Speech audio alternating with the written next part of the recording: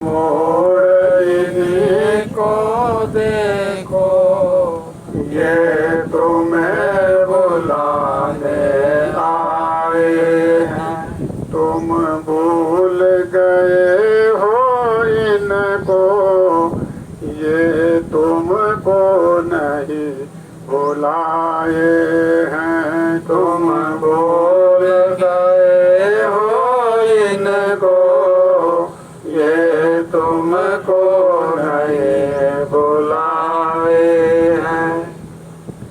अब समय है इच्छा जगाने का। आप भूल और भरम भटक के अंदर इतना समय अपना घर छोड़ करके यहाँ आए हुए हो गया, अभी तक आपको अपने घर में चलने की इच्छा पैदा नहीं। अभी तक यहीं इसी गंदी मोरी के अंदर पड़े रहने के लिए आपका मन करता है, जी करता है। आप इनको बार बार भूल रहे हो, लेकिन ये थोड़ी भूल रहे हैं, क्योंकि ये जीवात्मा इनकी संतान है, इनकी औलाद है, इनकी अंश है, इसलिए ये नहीं भूल पा रहे हैं। अब आप थोड़ी सी इच्छा जगाओ। आपको लेने के लिए धरती पर जब आ गए तो अब ज़्यादा यहाँ फैला फैली करने की आवश्यकता नहीं है। इच्छा करोगे तो इच्छा करने मात्र से आपको ये अपने घर में अपने साथ ले जाके पहुँचा देंगे। मुख मोड़ इन्हीं को देखो, ये तुम्हें बुलाने आए हैं। मुख मोड़ इन्हीं को देखो, ये तुम्हें बुलाने आए हैं। तुम भूल गए हो इनको, ये तुमको नहीं भुलाए हैं। तुम भूल गए हो इनको, ये तुमको नहीं भुलाए हैं। निज घर से जब से आए, अपनी सुध खुद भुलाए। निज घर से जब से आए, अपने सुध खुद बुलाए। ये देख रहे थे बाट तेरी, फिर मानुष रूप बनाया है। ये देख रहे थे बाट तेरी, फिर मानुष रूप बनाया है। तुम भूल गए हो इनको, ये तुमको नहीं भुलाए हैं। तुम भूल गए हो इनको, ये तुमको नहीं भुलाए हैं। ये तुम फंसे कर्म के फंदे, इससे अति हो गए गंदे। तुम फंसे कर्म के फंदे, इससे अति हो गए गंदे। समझे में ना समझे में खोटे बुरे कर्म करते करते कर्मों के विधान के अनुसार आप लोगों ने इतनी भारी गंदगी इकट्ठी कर ली, इतना भारी बोझा इकट्ठा कर लिया। अब उस बोझे को उठाएगा कौन? उस बोझे को भोगेगा कौन? जिसने इकट्ठा किया है वही तो भोगेगा, दूसरा थोड़ी भोगेगा। तो सोचो, थोड़ा सा विचार करो कि कितनी गंदगी बना ली शरीर पर, कितना जीवात्मा के ऊपर पापों का भारी बोझा आपने इकट्ठा कर लिया। ये मन जो इकट्ठा करने वाला है, ये मन यहाँ तुम्हें फंसाने के लिए अपनी सारी कार्रवाई कर रहा है। अब जब आप लोग यहाँ फंस गए तो फंसने के लिए, अब तुम्हारी गंदगी को धोने के लिए अब कोई ना कोई रास्ता तो होना चाहिए। अपने घर में जाने से पहले जब तक आप अपनी गंदगी को साफ नहीं करोगे, आप अपने अच्छे और बुरे कर्मों का भुगतान नहीं करोगे, तब तक आपका यहाँ से जाना कैसे होगा? आपको यहाँ से निकलने कैसे देगा वो?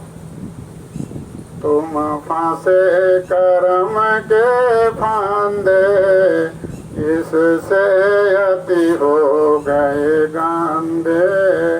तुम फंसे कर्म के फांदे, इससे अति हो गए गांधे। तेरे कीचों को धोने को ये सत देश से आए हैं। तेरे कीचों को धोने को ये सत देश से आए हैं।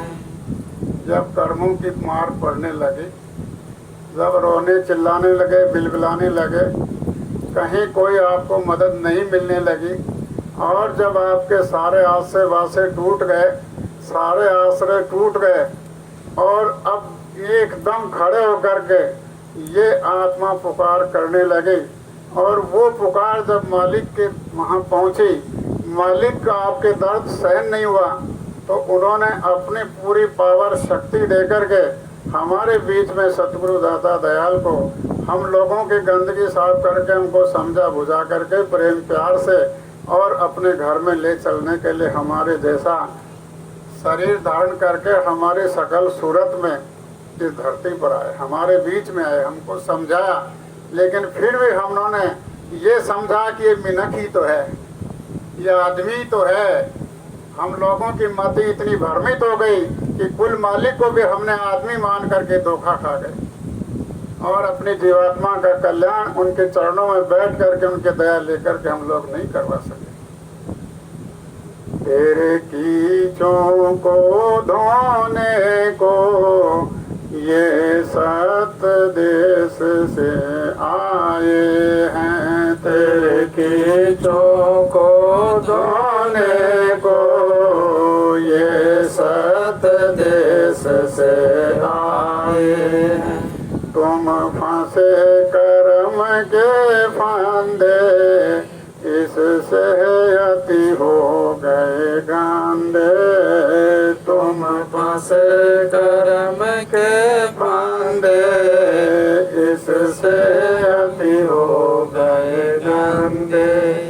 तुम भूल गए हो इनको, ये तुमको नहीं भुलाए हैं। तुम भूल गए हो इनको, ये तुमको नहीं भुलाए हैं। ये मन जो तेरा साथी है, यह बहुत बड़ा उत्पाती है। ये मन जो तेरा साथी है, यह बहुत बड़ा उत्पाती है। ये तुमको यहाँ फंसाया है, ये तुम्हें छुड़ाने आए हैं। ये तुमको यहाँ फंसाया है, ये तुम्हें छुड़ाने आए हैं। ये जो मन जीवात्मा के साथ लगा हुआ है, और ये जीवात्मा से विमुख होकर के इंद्रियों के घाट पर बैठकर भोगों का रस ले रहा है, और ये मन कोई छोटी मोटी हस्ती नहीं है।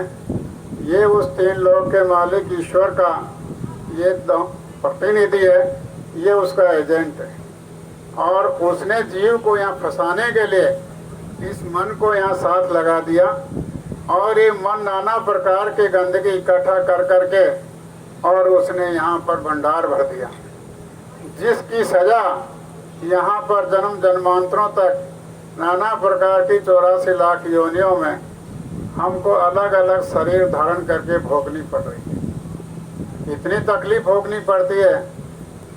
ये अगर भूल भुलैया का पर्दा इस जीवात्मा पर न डाला जाए तो आप एक जन्म क्या, एक बरस क्या, एक दिन भी यहाँ रुकना पसंद नहीं करोगे। लेकिन पिछली जितने भी आपके दुख दर्द है, जितनी परेशानियाँ हैं, जितनी आपको योनियाँ मिली, जितना नरकों में सताया गया, वो सारे के सारे भूल भुलैया के कारण आप लोग बिसर गए, भूल गए। अब आपको याद नहीं कि पीछे हमारे साथ में क्या क्या दुर्व्यवहार हुआ, पीछे हमारी क्या दुर्गति हुई, पीछे हमारे को कितना सताया गया, कितना मारा गया, कितना रुलाया गया, ये सब लोग भूले बैठे हैं। अगर आप लोगों को याद रह जाए तो कोई रहना पसंद नहीं करेगा। इसलिए इस मन के करतूत से छुड़ाने के लिए, मन के द्वारा ये जाल जो फैलाया गया काल और माया का, इसे छुड़ाने के लिए सतगुरु दाता दयाल यहाँ आकर के हम सब लोगों को बड़े प्रेम और प्यार से अपने नज़दीक बुला बुला करके हमको समझा रहे हैं, हमको बता रहे हैं और कह रहे हैं कि आप लोग चलो, ये जहाँ आप बैठे हुए हो यहाँ तो दुख ही दुख है, तकलीफ ही तकलीफ है।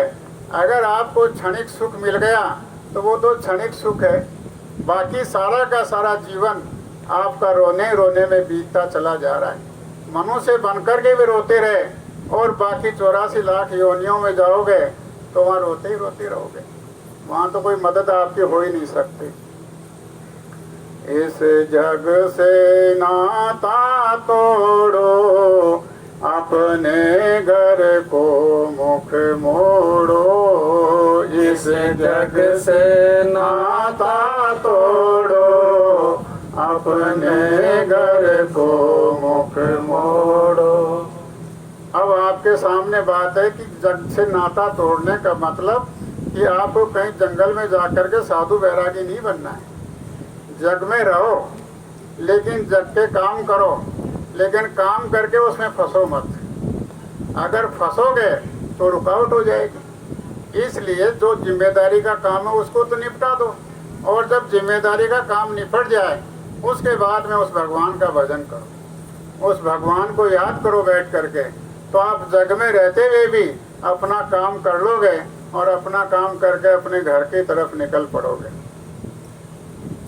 इस जग से नाता तोड़ो, अपने घर को मुख मोड़ो। इस जग से नाता तोड़ो, अपने घर को मुख मोड़ो। घट शब्द डोर घर चढ़ जा, हर घट में लटकाया हूँ। घट शब्द डोर घर चढ़ जा, हर घट में लटकाया हूँ।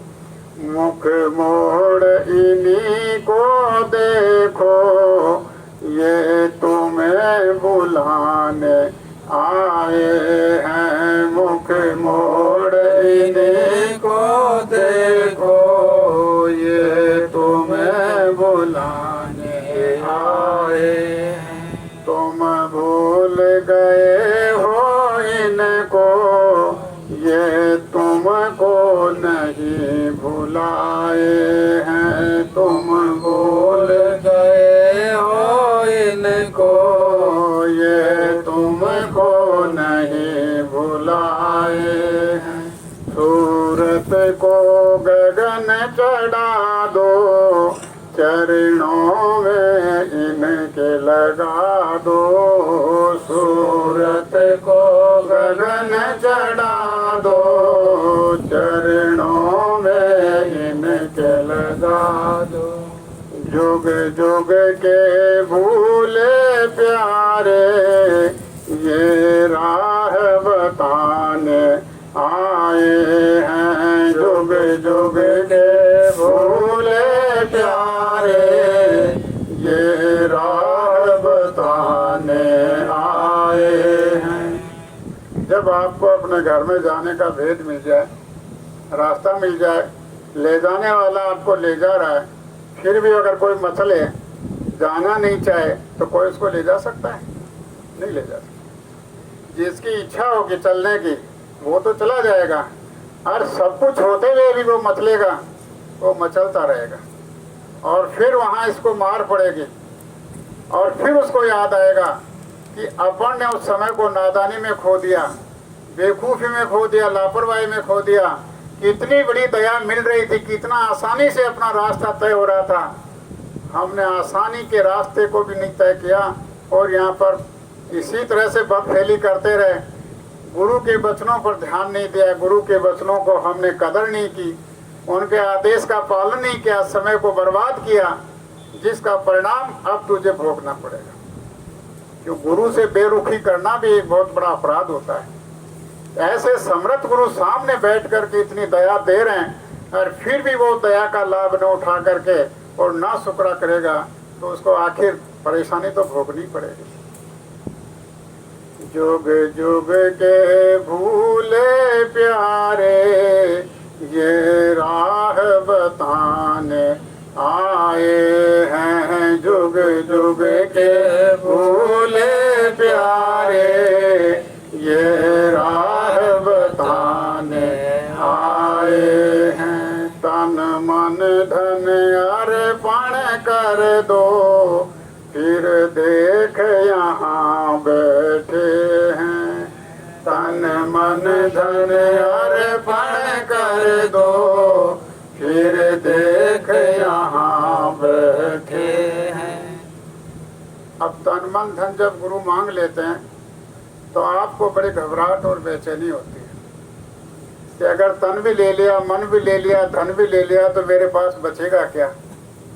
लेकिन गुरु आपके अंदर की कचाई को देखते हैं। जब अंदर कचाई आपकी होती है तो आपका धन भी छोड़ देते हैं, आपका तन भी छोड़ देते हैं, आपका मन भी छोड़ देते हैं। जब आपके दिल के अंदर मजबूती आ जाती है कि नहीं, अब तो गुरु महाराज ये तन भी आपका हो गया, ये मन भी आपका हो गया और मेरे द्वारा कुछ मिट्टी इकट्ठी कर रखी है यहाँ, ये भी आपकी।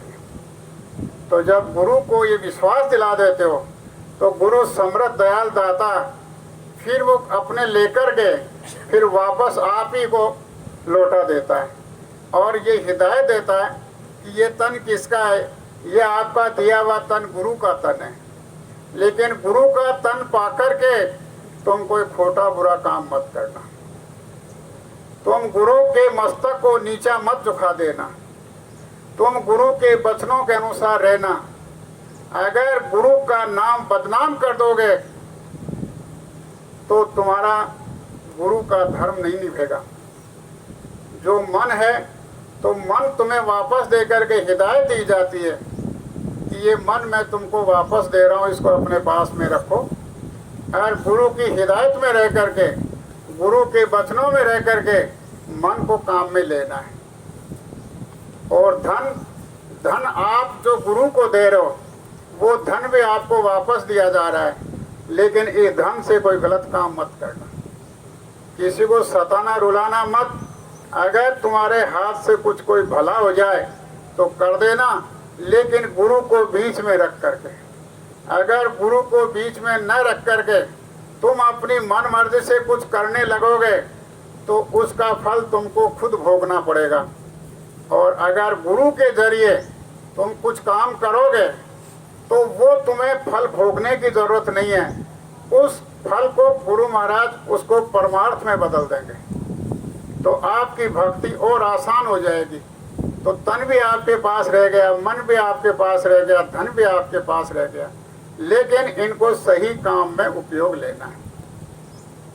तन मन धन अर्पण कर दो, फिर देख यहाँ बैठे हैं। तन मन धन अर्पण कर दो, फिर देख यहाँ बैठे हैं। इनका ही हाथ पकड़ लो, यह सार वेद गाया हूँ। इनका हाथ पकड़ लो, यह सार वेद गाया हूँ। ये आत्मा जो अंदर बैठी है शरीर के अंदर, असल में सही और सच्ची बात तो यह है कि इस आत्मा के स्वामी जो मालिक हैं ये सतगुरु हैं, जो आप तस्वीर में दर्शन कर रहे हो। शरीर के जो माँ बाप होते हैं वो शरीर को संसार में लाने वाले होते हैं, वो तो शरीर के माँ बाप हैं, वो शरीर के साथ रहेंगे। लेकिन इस जो जीवात्मा बैठी है इसका जो पिता, इसका जो मालिक है, इसका जो स्वामी है वो ये है। इसलिए कह रहे हैं कि तुम इनका हाथ पकड़ लो। अगर तुम हाथ पकड़ लोगे और भीड़ भाड़ आ गई, कोई सकड़ी जगह आ गई और तुम्हारा हाथ छूट गया तो फिर पीछे रह गए ना, फिर पकड़ लोगे?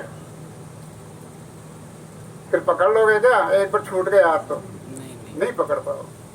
तो आप ये प्रार्थना करो कि गुरु महाराज तो कह रहे हैं कि आप हाथ पकड़ लो, लेकिन हम लोग ये प्रार्थना करें गुरु महाराज हाथ नहीं पकड़ेंगे, आप हमारा हाथ पकड़ लो।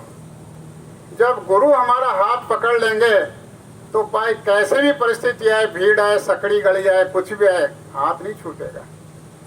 गुरु का पकड़ा हुआ हाथ नहीं छूटेगा। हमारे द्वारा पकड़ा हुआ हाथ तो कैसी भी परिस्थिति आ जाए तो हमारे से तो छूट जाएगा, लेकिन गुरु से जब प्रार्थना करेंगे कि आप ही हमारा हाथ पकड़ लो, तो जब गुरु हाथ पकड़ लेंगे छूटेगा नहीं। तो इसलिए सब लोगों से ये प्रार्थना है कि गुरु के पास पहुंचने के बाद में हम लोगों को बड़ी मर्यादा में अदब से रहना पड़ता है, हर शब्द का ख्याल रखना पड़ता है, कदम कदम पर गुरु की मर्यादा का ख्याल रखना पड़ता है।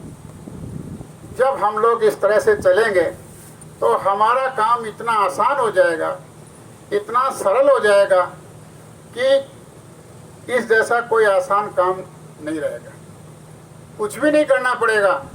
जब गुरु के वचनों का हम लोग ख्याल रख लेंगे, उनका ध्यान रख लेंगे, उनको याद रख लेंगे, इसी में हमारा काम हो जाएगा। अब इसमें किसको क्या तकलीफ हो रही है?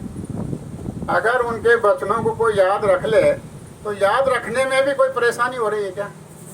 ये यहाँ जो मालिक ने भंडार बनाया, इसमें कचरा भर रखा है, इस कचरे की जगह अगर मालिक की बातों को याद रख लो, वो रख लो यहाँ पर सामने, और उनके अनुसार कोई भी काम करो, तो फिर झिझक आ जाए कि नहीं गुरु महाराज ने ऐसा थोड़ी कहा था करने के लिए, ये काम नहीं करेंगे।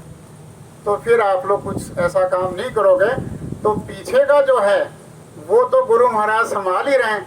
आगे का अगर आप लोग इकट्ठा नहीं करोगे, कोई गंदगी वगैरह नहीं आने दोगे अंदर, तो फिर आपके चलने में क्या देर लगती है, अपने घर की तरफ आगे बढ़ने में क्या देर लगती है। तो यहाँ से आपका चलना बहुत आसान हो जाएगा। अरे मन तज दे चाल कुचाल, अब तो शरण गुरु की आया।